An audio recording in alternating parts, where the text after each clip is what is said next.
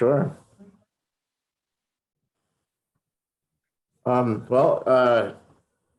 morning, good afternoon, everyone. My name is Vijay Ramcharitar. I'm a co-chair for the Diversity, Equity, and Inclusion Committee for the New York City chapter. And myself and Melissa and Sarah worked this past month to pull together this awesome event that celebrates Black leadership in corporate real estate and Black excellence in corporate real estate.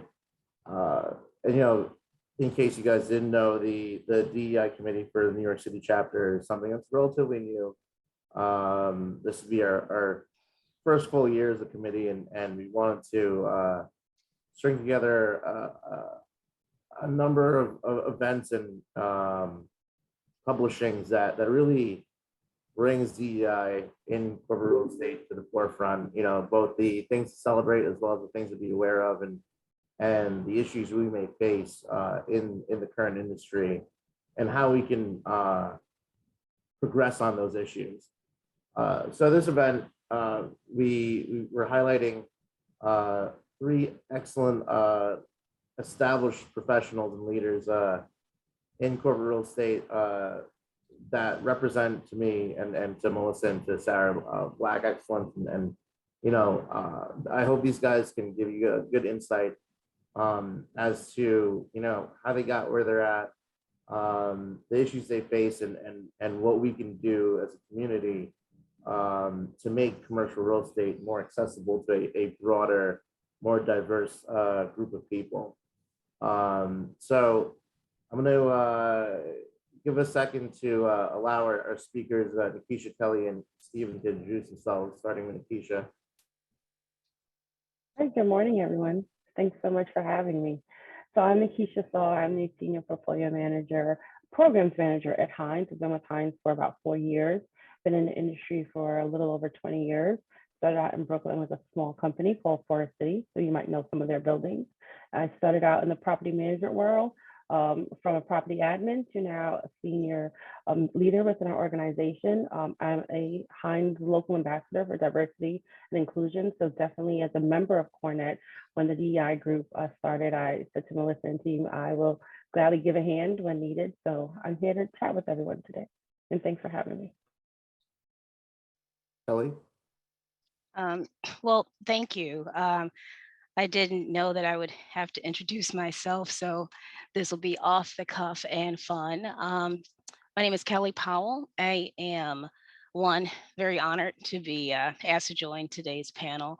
I am the Executive Director of Portfolio Planning and Management for the City of New York's Department of Citywide Administrative Services. So in a sense, for those of you in the private sector, that's essentially heading up the workplace design and strategy arm for the city's real estate assets. 25-year veteran in the design and construction industry, registered architect, and living in New York for the past 15 years and love it. And just happy to have this conversation about African Americans and commercial real estate, but from the perspective of not necessarily what we need to do, but how perhaps our partners in positions of leadership, the actions they need to take. Stephen? How you doing? My name is Stephen McKessie. Education-wise, got a civil engineering degree from Temple University out in Philly, and MBA from the Kellogg School of Management at Northwestern. Started my career at Turner Construction, multiple roles from a field engineer up to a project manager, a cost engineer, and finally, my last project, I was leading a design-build baseball stadium for the University of Illinois in Chicago. Then I transitioned over into management consulting, where I split my time between Accenture Strategy and McKinsey & Company, where I would consult everything around the CapEx and operational improvement space, just helping them build bigger, better, faster, more efficiently, looking at developing top-down strategies. And now I'm a vice president at Lear Cumming, and I provide strategic support across a portfolio of projects that are valued anywhere from $600 million to north of $10 billion. Awesome. Well, I thank all three of you for participating. We have just for the rest of you guys in attendance, we have a number of questions that these three guys will go through and answer. And for anyone that has additional questions or comments, please text them in the chat and we'll address them as we go along. And depending on timing, towards the end, we'll open it up to everyone to discuss or ask questions. So the first question is, what steps can corporate real estate industry take to make careers in real estate more attainable to Black professionals?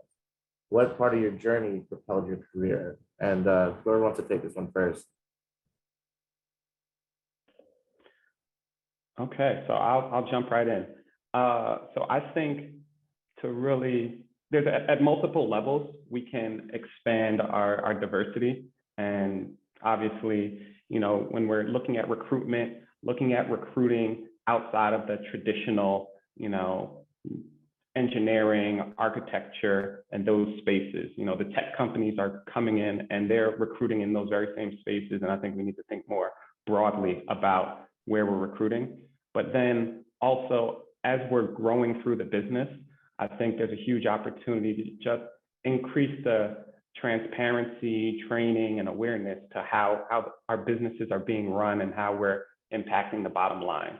Often I feel like as corporate real estate professionals, we're slotted in a very narrow area where we've got value that we bring to the business more broadly.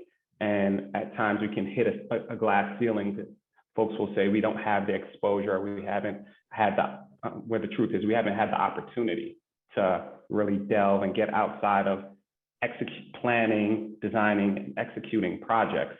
We can, support operationalizing a project. We can support understanding, the master plan and the needs for the organization as a whole and add a lot of value there. But often, we're getting excused of not having the experience that we need to take on, but we're not getting the exposure. I would definitely agree with Stephen on that. I definitely say it's thinking outside of the box. Traditionally it's, let's recruit at whatever colleges, but it's more for me thinking that I started literally from the entry level of a position. It's looking at our community engagement. What are we doing to interact with not just our college students, but our elementary, our middle school? It starts there. Representation means a lot for me in my current role, and even having young children. She's a teenager. For me, I represent everything that she has and can be, and even more. And so when we get to talking about corporate real estate, it's getting out there and seeing that representation, as well as looking at the C-suite level. It's not just the boots on the ground. It's ensuring that the opportunities continue to rise for our C-suite level, because I think I have my internal role model, and he's on this call, but Andrew Cook for me is my guiding light in Hines. Like, it's possible, but we need more of that. And so when we see that, I think it leads to more of a conversation when we're out there talking to people about joining corporate real estate, that they actually see that the leaders exist and the difference that they're making. Yeah, I guess I couldn't have said it any better than what Stephen and Nikisha said. Interestingly enough, Nikisha, like a couple days ago, I was talking to a girlfriend about how my mother was an inspiration for me. She's in management, retired CPA, but me seeing my mother in school was an inspiration for me, no matter what she did and what I went into. I come to commercial real estate with the background as an architect. So my industry is notoriously predominantly white male.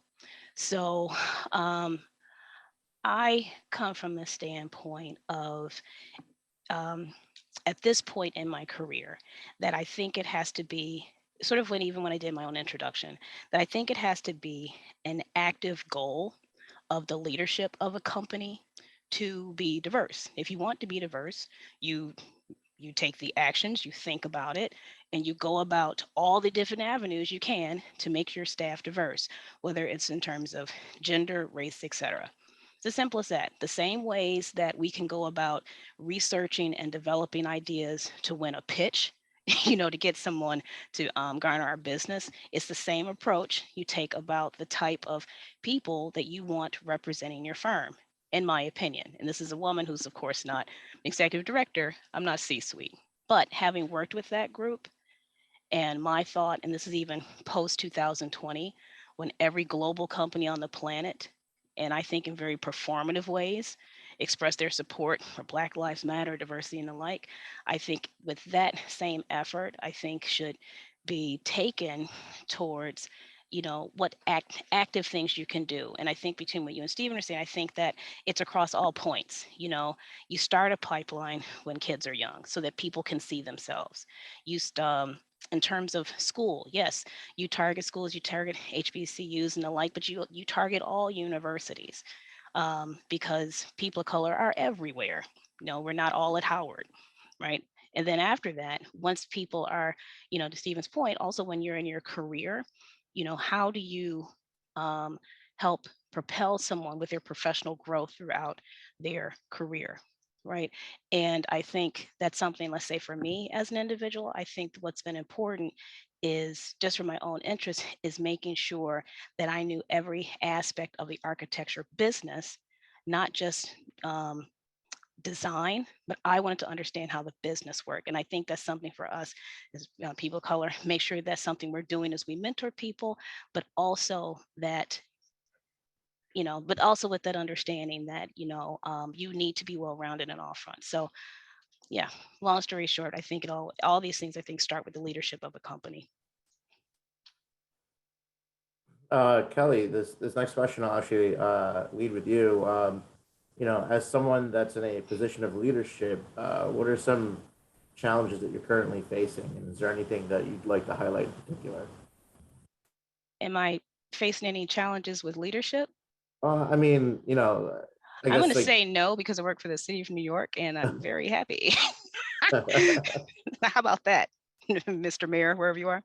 Like, how have I dealt with issues of leadership? Mm-hmm.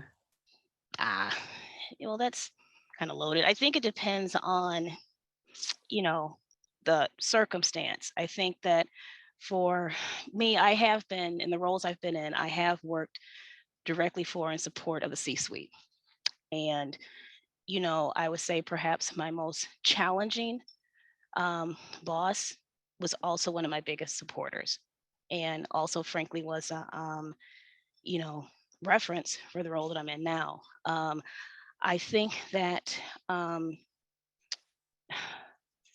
don't know, I guess the question is kind of broad for me. I would say that as I've worked through, as I've developed through my career, like as a professional, what I've learned over the years is to try to, the best that I can, is, to try to not lead with emotion.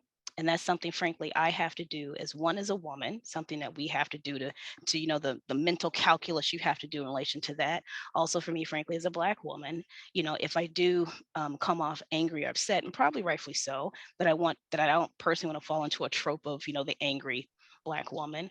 But in terms of, and so those are things that, frankly, for myself, working in these within these landscapes, rather, where I'm either the only person of color or the only woman, while those are tools and mechanisms I've used through my growth in terms of how I deal with different situations, what I've learned is it's like you just have to, frankly, for me, address or attack things for what they are at that moment, and try to, whether it's a challenging client or a leader in a company, is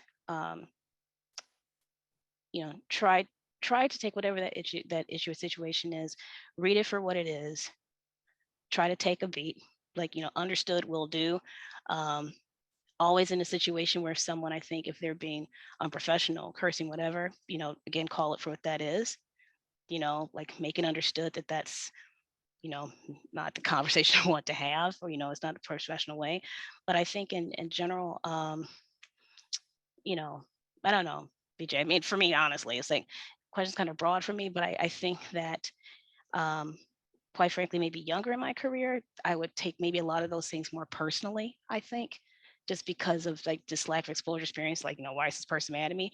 Versus now, I'm more apt to be like, okay, I see what this person is, and I'm thinking strategically ahead about maybe the next situation. I don't know.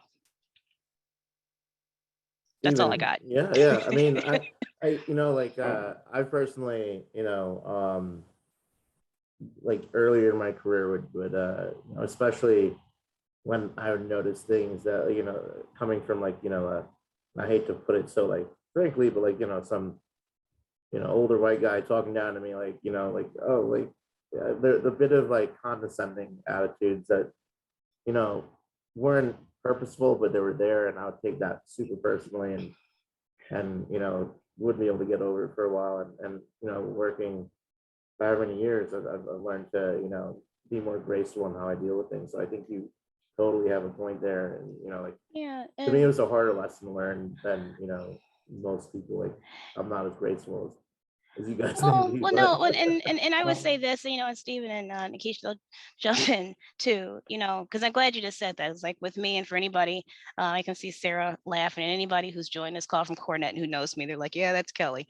I think that, in all frankness, what I have learned as an individual, and also something that when I speak to younger professionals, people of color, is, it's an old Black saying, well, we have to work twice as hard to get half as far. Okay. And with that, what I always advise young people, and honestly, this is white, Black, otherwise, is that no matter what work situation you're in, you have to be on point, right? You have to know your blank. You have to know your stuff. Like if you're in a firm, you need to be at the top of your game on Revit, Creative Suite, all of it. If you're in a commercial real estate sector, any and everything that you need to know to be your job and be the best and the top at it, do that so that if someone challenges you on your work product, on something you're presenting, you know where you stand because you know your work, your work ethic. So that if someone does come at you, frankly, in a racist, misogynistic, homophobic manner, you can call it for what it is. Because if anything, you can always stand on your work, right? So that's something that I personally have learned over the years. And that's something that, at least for young people that are coming up after me, what I tell them, like you all, like if nothing else, know your work, know your worth.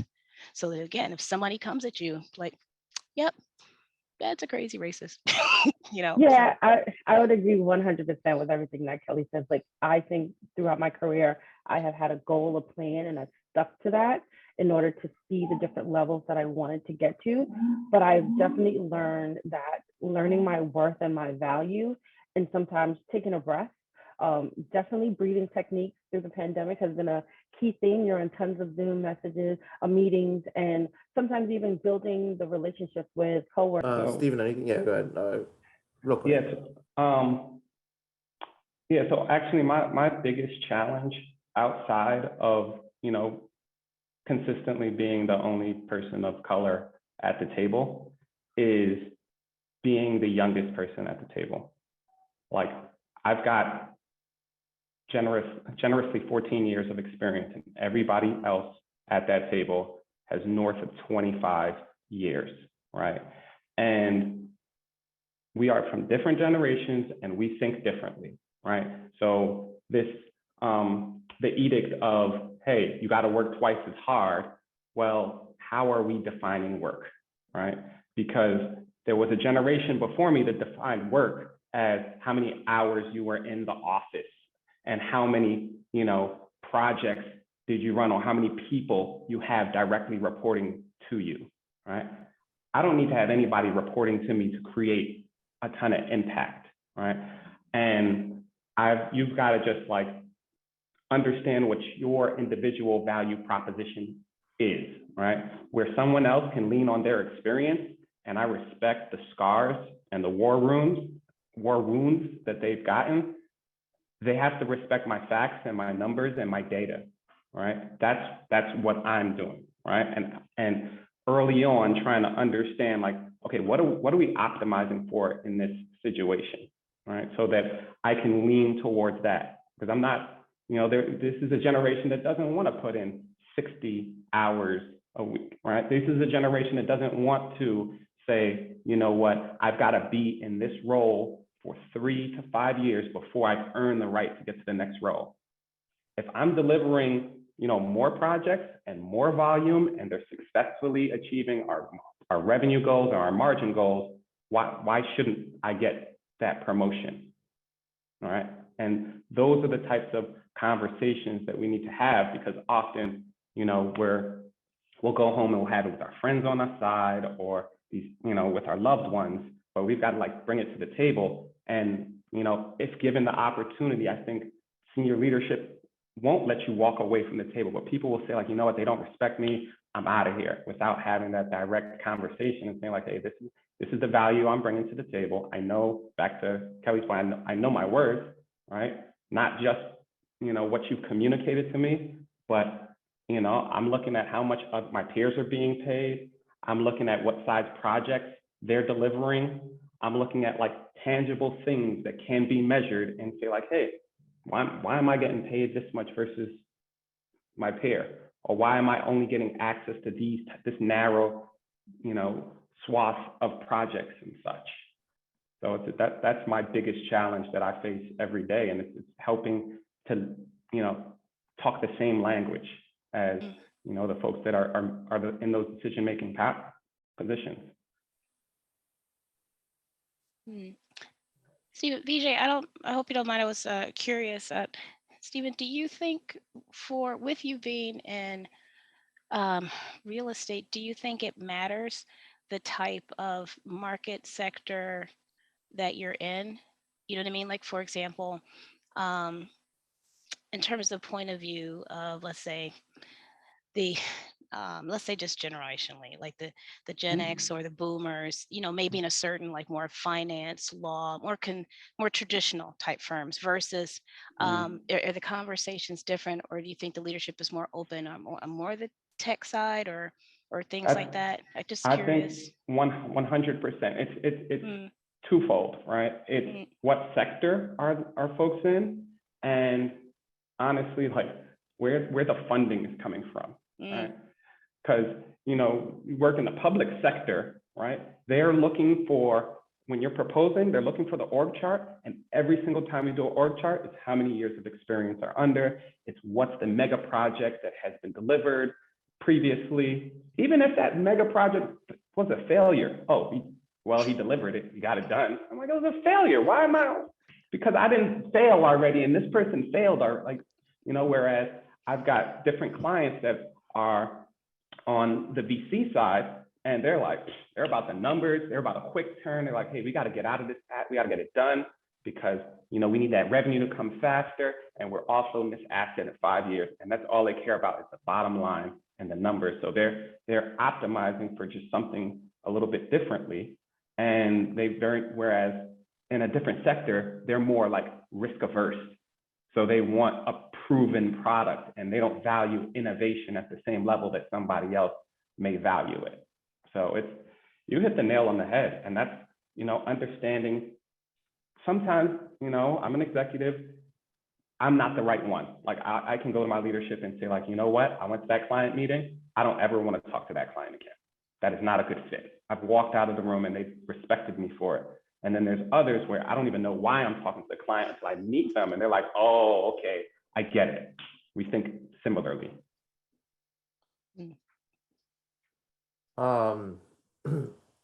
So Nikisha, you kind of hit on this a little bit earlier, so I'm gonna start with you on this question. But who are your biggest inspiration and role models? Well, I'd definitely say for me, it's, my mother. My mother immigrated here from Central America when she was a teenager, and, she was a nanny. So many of my days growing up, she was busy off raising someone else's children, and I was at school. She said, go to school every day. I don't ever want to show up to school unless you're failing. And then that's a whole nother level of issues as a Caribbean family. But so I always tried to make sure that I was doing well in school and being successful, because she didn't get that opportunity. And I definitely say also for my daughter is 18 and amazing young lady, just full of great ideas. She's an artist. She looks at the world in a whole nother perspective, and thinking about millennials and Gen Z, they are our future, and just seeing what her and her friends are thinking about during the pandemic when we're going through, racial injustice, she goes to a predominantly white school. It's a boarding school. It's a great school. She's had amazing experience, but even being in that space, she's had to learn early about having to represent herself. And so just how she's carried herself, how her friends have really, taken on all the different struggles. It's an inspiration for me too, to just see that this wonderful young generation really is paying attention to what's happening in the world, and they want to participate in it, and they want to make a change for the better. So we may end up going to that 4-day work week that all the older execs are like, nope, you need to be in at 7 o'clock and leave at 7. That generation, they don't care. They want to be able to work from anywhere. They want to be able to be creative and thought thinkers, and they have a lot on their mind and they're willing to share it. So I'm also so much appreciative of being able to absorb that from her. And I take that into the workplace. So I have a flex schedule now, and I like it. I'm getting adjusted to, not being in the office some days, but then putting that heads down time. So like I said, my mom and my daughter, I think, are my two greatest inspirations, because I can now see the generational legacy that I'm leaving and the shift that has happened in each generation.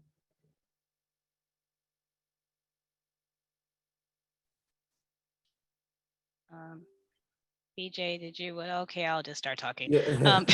Like, would you want to? I was waiting Okay. for one of you guys to if you have anything else to jump We're in not in on. the room. You got to tell us. I think, well, of course, since Nikisha's great, like for me, I usually refer to my mom, because again, I'm grew up, my mom was single parent. So, for me, she was, the Black woman that I saw in executive positions. Through her, I met other Black architects and engineers and artists and things like that. So for me, I frankly didn't have to come through some sort of pipeline, because I was just a part of it, right? So my mom was able to put me in those circles. Professionally, or even I would say, in the academy and then professionally, I've been lucky enough to have had people in my circles and to support me, white, Black, otherwise, practitioners and academics who, just saw something in me and supported me, right? And, at different avenues in my life, I've been able to reach out to them for either guidance or just an ear, and the like, so I'm trying to think about, quite honestly, part of the responses, like when, in prep for this call today, some of the things that I wrote. But for me, it was, it was honestly just people who have had the most impact were folks who were either working and teaching at the same time, because I've taught as well early in my career. And I think that's why for myself, mentorship is so important to me, and that I won't necessarily say leave a legacy, but I want to make sure that that path, or anybody else coming up after me, that I'm trying to help them too, right? So, because I wouldn't be here otherwise. And again, it being a mixed group of people who did so, right? So that's it. I'm gonna keep it brief. So obviously my dad was a mentor, but just to kind of mix it up, one of my first major mentors was my first manager at Turner Construction, and it's a guy named Joe Campbell. White guy, married, three beautiful daughters, and I saw like he had the capability to be running the business if he wanted that, right? And my first year, I probably worked 12-hour days every single day, because I wanted this award and I felt like it would help me escalate faster. I thought it would get me more money. And when I got the award, he said, like, what are you going to do to celebrate? And I was like, I don't know. I hadn't thought that far, right? He was like, well, do you have a girlfriend? Like, what's your situation? I didn't have everybody. All I had was work. And, he sat me down and said, you're missing the mark. Like, you don't know what are you optimizing for right now, right? Like, you've got to like figure out how to strike your balance, right? And he said, right now, I'm all about my daughters. And I took notice. He left the office at 5 o'clock every single day, not because he needed to catch a train, but because he wanted that family time. And he said like, hey, I know right now in this phase, they're very impressionable. I was running it and making things happen, but right now I've got to put it on the brakes and focus on family. And then maybe when they get in their teenage years, I'm going to reposition myself and go back to focusing on, but just, you can't, zero in on one thing and let the rest of the world fall apart. And that stood out to me. And I kept in touch with him for quite some time after leaving the firm, because, like sometimes you just get so zoned in and you lose track, and you come to find out you don't have anything to celebrate. And I'll add one other role model since Stephen shared a professional one. I think it's part of why I love commercial real estate. My first property manager, older white male as well, but so confident in what he knew and what he did and why he loved real estate that he instilled that in me. And he said, when I'm not in this office, you are the gatekeeper. You run this building. It doesn't matter that someone tells you you're my admin. Nope, you hold the keys. And so that stayed with me, that wherever I am, you hold the key to your knowledge. And so still to this day, he's retired. And, I touch base with him as I'm moving up in the world. And he's like, I know it, kid, you got it. So I appreciate that. I appreciate a man who's confident enough to be of the older generation and share that knowledge and not be intimidated by it. And I would just add to it, Keisha, like what you were saying is you both were talking, just made me smile. I think for me, and hopefully for anyone who's listening, remembering those individuals who saw something in you and empowered you, like you were smart enough to do this, and perhaps not only kick ass doing it, but I am basically like giving you the opportunity, to lead on my behalf, and I've had people do that for me. And I think about people who, again, like I said, for me, there's too many to name, whether it was in the academic arena or for me, working in practice, but people who basically either gave me autonomy to do my job, not micromanage me, but also said that, and Keisha, for me, what you said hit me, is that when I'm not here, you represent me in this company. Go. And frankly, get mad when you don't do it and curse you out for it. Yeah, that's a mentor. So. Yeah, I'll just share a bit, just because all three of you said something that kind of reminds me of, not just my parents, but my mentor professionally as well. So I'm Guyanese, so my parents are obviously Caribbean, super old school, like, I'll beat you if you get bad grades, like, We've been there.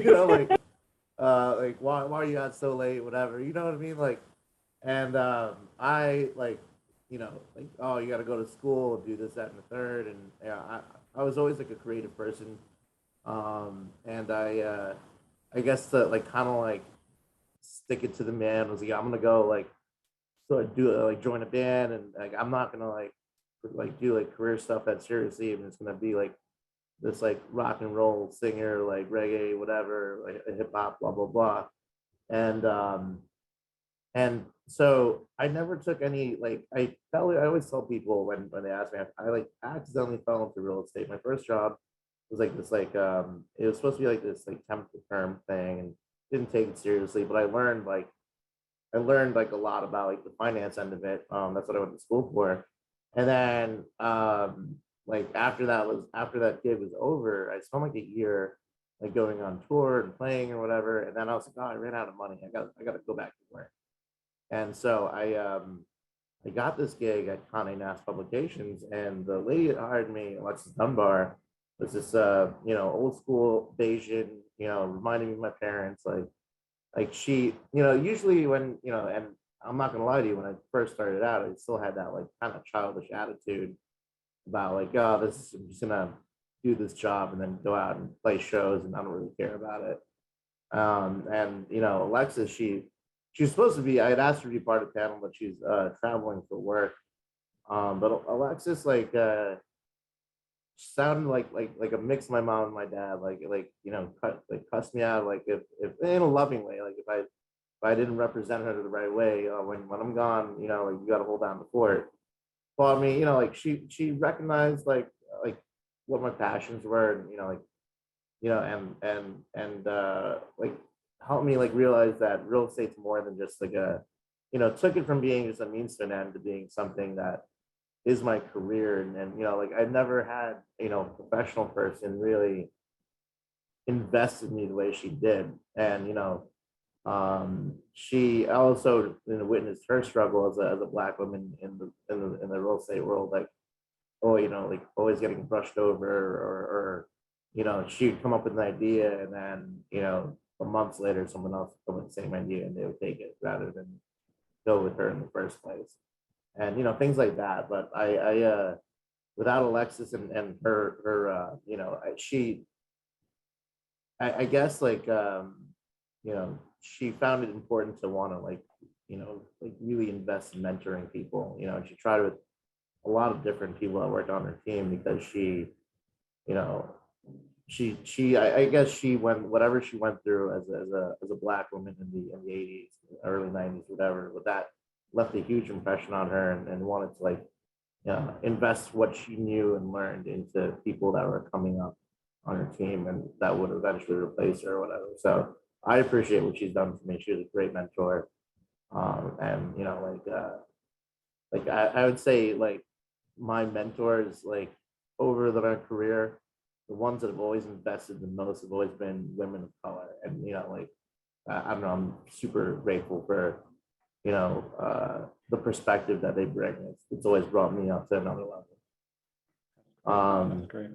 Yeah, one of the things that when we talk about the mentorship conversation that I struggle with sometimes is, as you climb the ladder, the air gets thinner, right? And when I say the air gets thinner, like the person that used to mentor you before, although they still can add value to your career journey, you may have surpassed them, and they may not have that same perspective, and you've got to like start supplementing from other places.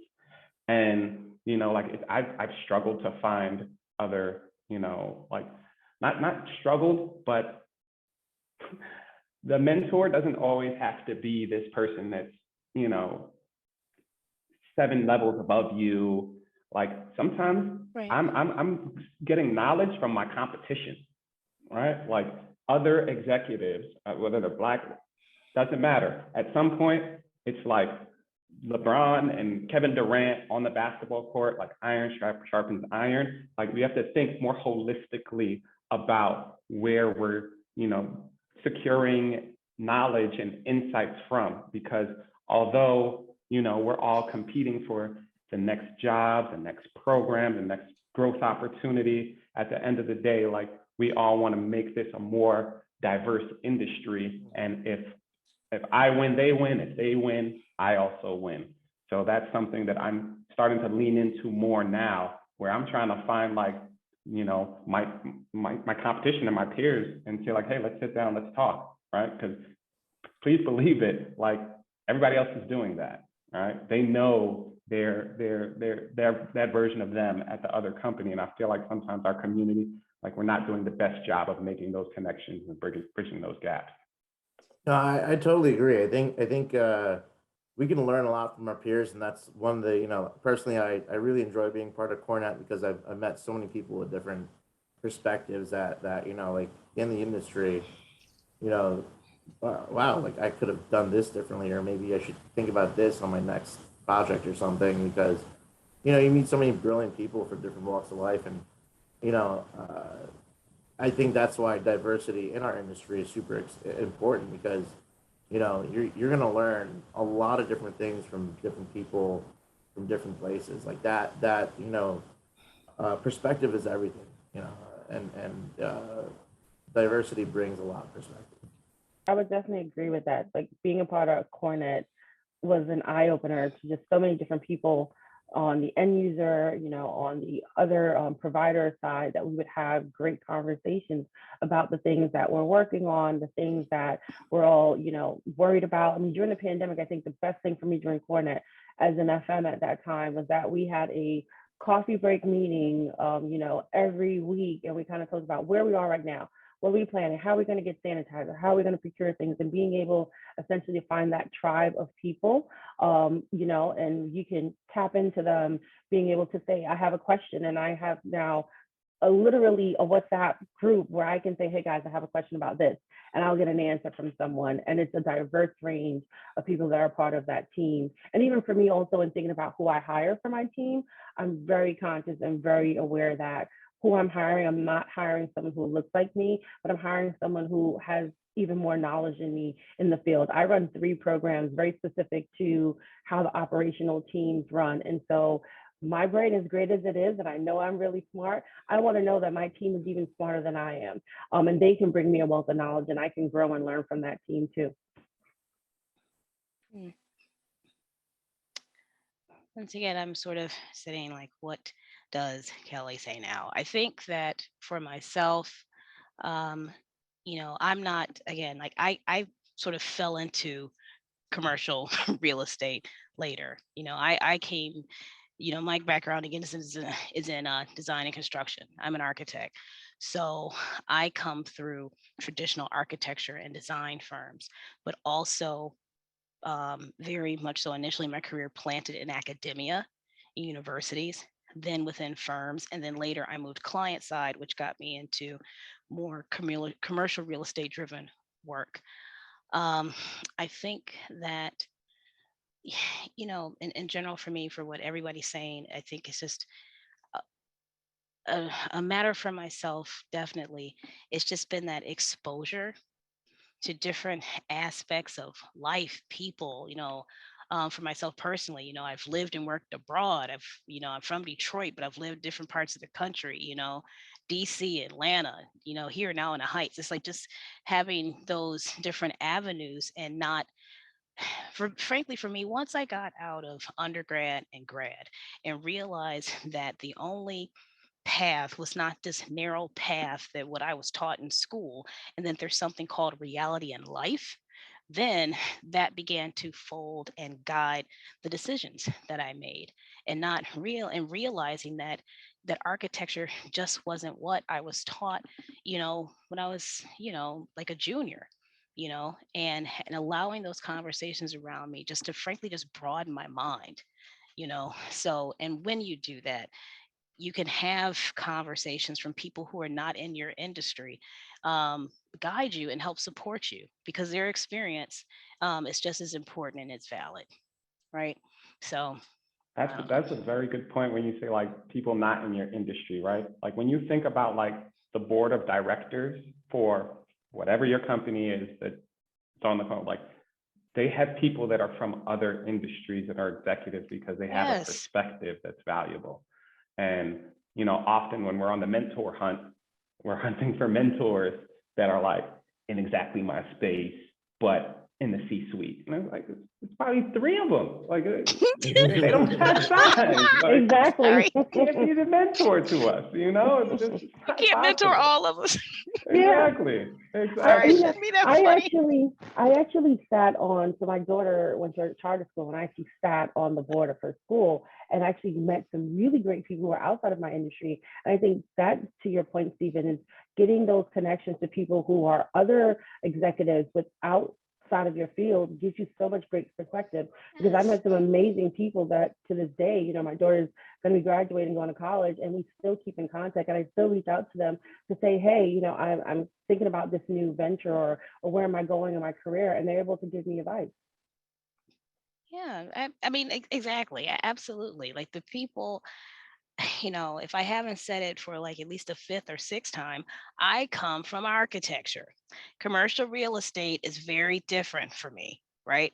So, you know, as far as, you know, what the C-suite looks like, that was like an everyday Tuesday for me coming up in architecture school and then in the different firms. So to me, it's relative, but I think, you know, what I definitely appreciate, Nikisha and Stephen and Vijay, you guys saying is that um, despite that path, it's having people along that path, no matter what they look like, men, women, no matter what their racial background, etc. It's people, frankly, who have your back and they support you, and they are willing to. And and they're willing to help guide you along the way. One of, I think I mentioned before, like one of the scariest bosses I had, he actually was one of my biggest supporters coming here, but I also learned a lot from him, and it was literally like being thrust into a 2-week course, I guess, like Harvard Business School, everything I need to learn because I was constantly with the C-suite. But I think what I do appreciate is that he saw in me is that I I was like, there is this big major role I want to take on this job. I figured everybody else fakes it until they make it. Why not me? And I think he was like, well, she had the balls to do that. Let's see what else you could do. And it was a tough lesson along that way. But if anything, having his back in situations and high stress corporate situations when I didn't think I'd have it, I was surprised by that. And again, he's like a mentor and a big supporter um, to this day. So And I think there's a question in the chat that I just popped up to me. It says, I think it's from Lizzie. It says they invest in me. What do you mean? Is that the time they take to talk to you, coach you, or do they send you professional development? I definitely like to say that for me, what I found in everyone who has given me some learning experience, investing in me meant that they felt that they would give their time. And so whether that's like a 15-minute conversation, because to this day, and it was actually like last month as I was like reflecting on my 2021, how well I did. And my new role as senior programs manager, I stepped out of the senior facilities manager role where I was actually managing the operating teams on site and now having to think of portfolio strategy and development for an entire portfolio of 13 properties. It was scary. It was like, okay, I know I can do stuff. I can run a building. I can walk into a building and assess it in a minute. But then I had to put myself in a place where, okay, now you're thinking on a larger scale. And it scared the mess out of me. But I have an amazing leader who said, nope, I think you can do this. You're the only person who understands the in and out of operations. You can now think about strategically how to develop these programs. And, 6 months later, I did. But then I was still thinking, okay, now what do I do with my career? I was able to reach out to that C-suite woman who, I am like 5 years gone from that company. She's moved on, but send her a message that, hey, can I really have 15 minutes with you? And she took out 15 minutes of her day to remind me of those same exact things that I needed to be reminded of, that I know my work. I know my worth. You have your goals. Stick to it. Make sure that you find your advocates, your mentors, your tribe of people. And I think that's the other part of this conversation, that sometimes you're going to be in a room or in a space where those people are not for you. They don't see your vision. They don't see your goals. They don't see your future. And sometimes you need to work in that room, but you can step out of that room and come into organizations like CoreNet, like IFMA, and find people who are like-minded that will give you the knowledge that you need. And I had to do that my first time around. And now I think I've mastered the space of, when I walk into a space that I am the only Black woman in a room, I'm okay with that, because I know that I am setting a trend and I'm okay with being a trendsetter. But at the same time, I also know my worth and I'm excited for it. So guys, we are on our last 10 minutes. So I just want to, the last two questions I'll wrap into one, because they kind of play off each other. And then, so each one of you, if you guys can give me your, best take on it in a minute each, and then we can answer some of these questions in the chat. So the question is, what has been the biggest keys to your success in your career, and what advice would you give your younger self? And I'll start with Steven, and then we can go around. I guess the one big thing that I did in my career was, I had to take a step backwards to put myself in a better situation to be successful and to win, right? So when I was at Accenture Strategy, right, I ended up being partnered with a community that just really wasn't healthy for my success and my growth. And sometimes that group doesn't realize how toxic they are if people just continue to stay in it and deal with it. So I had to pull myself out. And by doing so, I left that company. I went over to McKinsey. I took a title decrease. my salary got cut by like $50,000. Like, this is like real money, right? Because they're McKinsey and that's just what they do, right? They feel like, and it was a struggle for me, but I realized it was most like an ego thing. That was the toughest part of the struggle. I felt like I was going backwards. But the truth of the matter is it gave me a more stable foundation and some resources that better positioned me for where I wanted to be, and a better community that I could leverage to propel me to where I've gotten to today. So for me, that was like one of the best things that I'd ever done, because I lean on that, what I learned and those frameworks from McKinsey every single day. And I wouldn't have gotten those if I wasn't willing to take that step backwards and able to propel myself forward. And they're both great companies. I just got caught in a dark little circle that I needed to pull myself out of. And I felt by and being honest about it. Sometimes we leave an organization, we leave a toxic situation, and we say like, oh, it's a better thing, it's for my family. No, it is not a better thing. I wasn't treated well, I didn't get these opportunities weren't there, boom, boom, boom. I'm gonna tell you, because it gets documented in HR, and then now they have to address it. Whereas if you kind of like sneak out because you don't want to burn a bridge, like guess what? People keep having to travel across that broken down bridge. That bridge needed to get burned down to the ground. And they made I believe they made the right changes following that. And I took a risk, but that's what you got to do. You build up equity by delivering projects every day. If you don't use that equity, it's like equity in your house. If you don't borrow against it, what is it doing for you? So that, sorry to be a little bit long-winded, but that was like the best thing that I could have done for my career. Go ahead, Nikisha. I'll jump in to piggyback off of Stephen. I think, like you said, building up your equity, right? I have consistently raised my hand throughout my career and produced work that I felt gave me the merit to the next opportunity. And I definitely say to my younger self is that you got to believe in yourself, believing in me that whatever thing that I was doing, I could do it.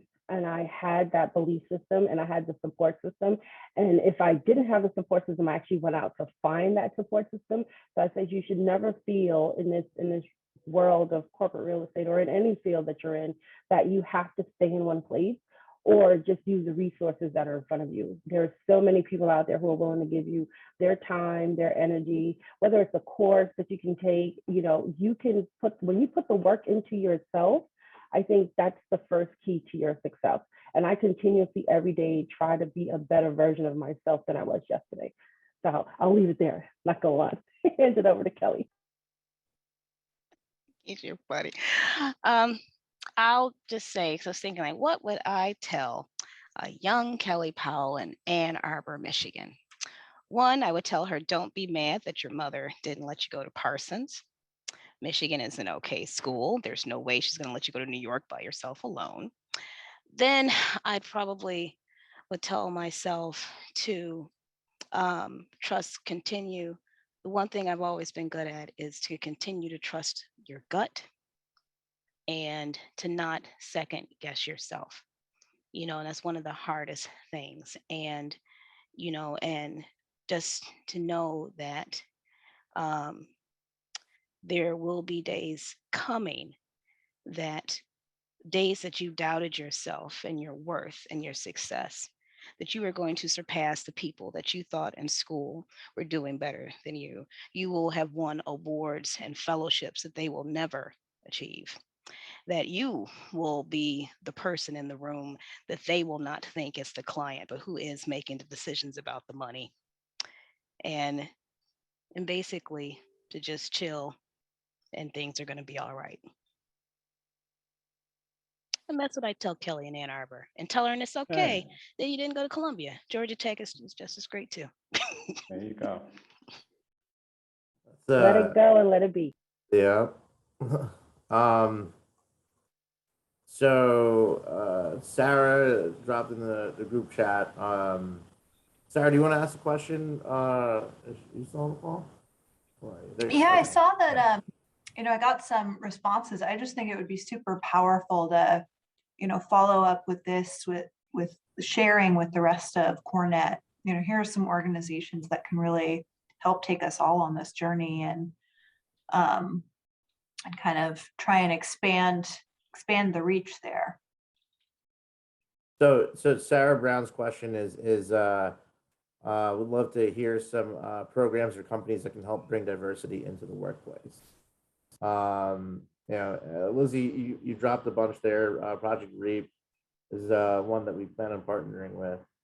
I mean, if anyone has any suggestions they want to just to drop in the chat or email me, that'd be excellent. We're always looking to at least I'm looking to expand, our networking and, Yeah. learn who can help us along the way. And I would just say, love.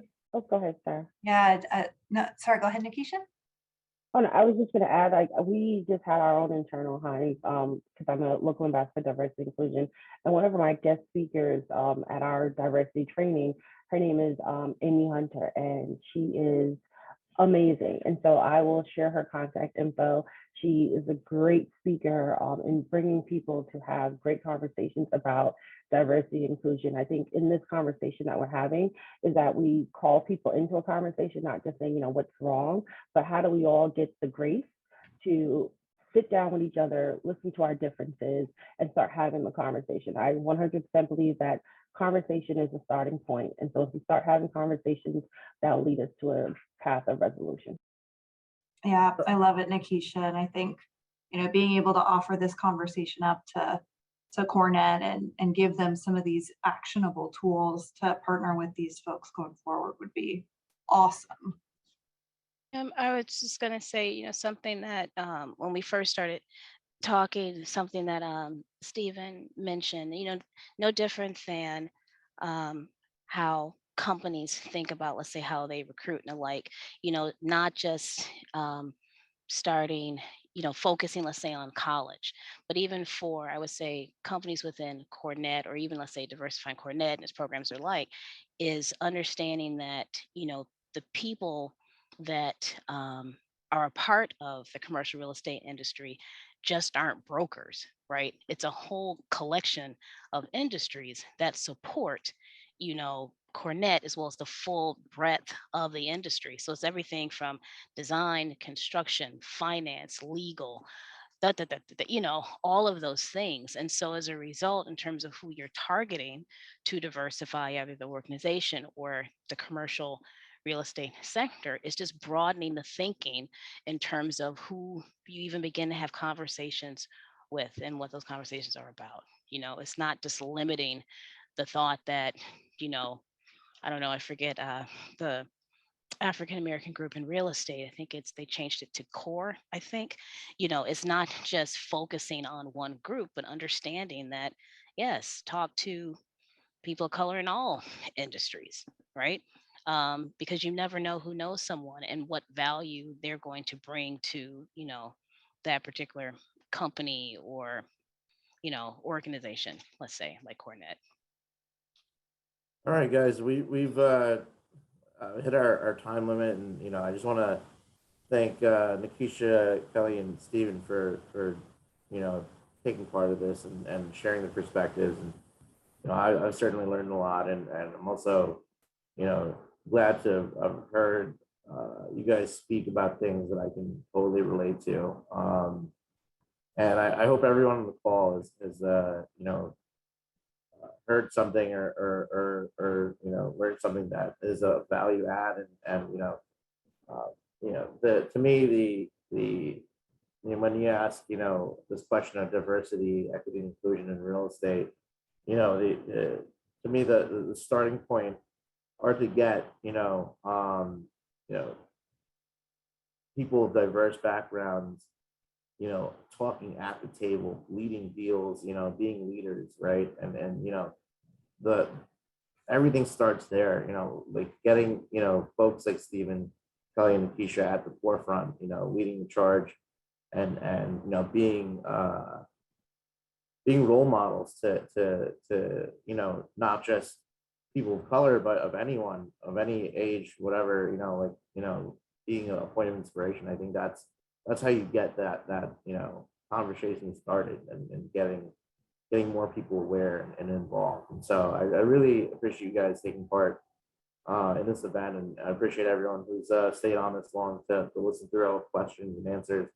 And we'll have some, other great events coming up throughout the year. And feel free to, reach out to me or anyone that's participated on this panel to ask any questions or getting advice, whatever you may have. So thank you guys and hope to hear from you soon. Great. Thank you guys for having us. Thank you. Thank you. Thank you. Great, Bye-bye. thanks. Thanks so much. Bye.